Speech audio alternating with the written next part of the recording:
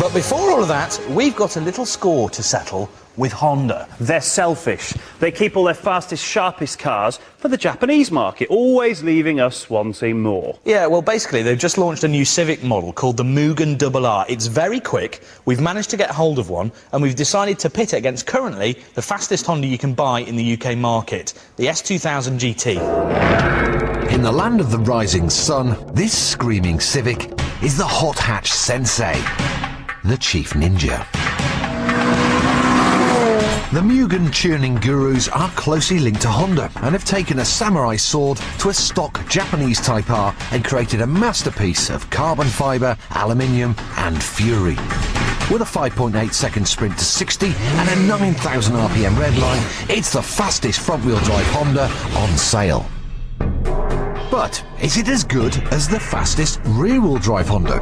The S2000 has exactly the same 237 brake horsepower as the Mugen, but obviously was designed from scratch as an out-and-out sports car. So, which is quickest on track? We'll start with the Civic.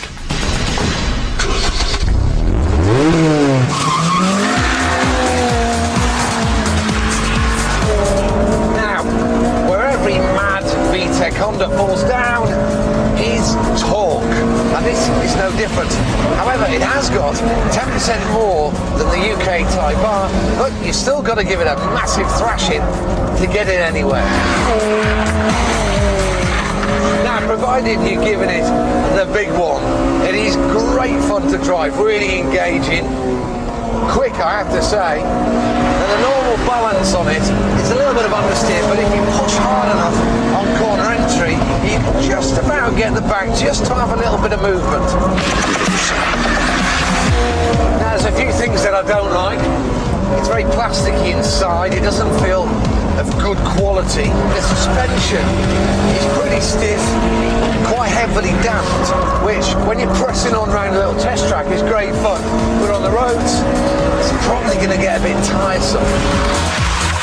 But just listen to that engine and all those problems just disappear. It's a very special motor. We love it. Let's see how fast it is. Start that clock. A little bit of oversteer on turning there. Right, we're third gear at the moment. Up to fourth, through as fast as you can. Got to be really accurate here. Need precision. Little crest, car goes light. Bit of oversteer on entry. Get on the power. The Mugen crosses the line in 42.8 seconds. It's time to settle the score. Can our S2000 match the Japanese Civic? Hit the buttons. Now on paper, the S2000 doesn't fare very well against the Mugen RR. For starters, it's got less torque. Its maximum power is delivered at an even higher rev, 8,300. It's 31 kilos heavier, and it's a few tenths of a second slower to 60. But it is rear-wheel drive, and we like that. And for some reason, it just feels a bit more nippy. It feels like there's quite a bit more body roll in here. And I'll tell you what, if you get it really sideways, you best hang on. It's got a hell of a temper.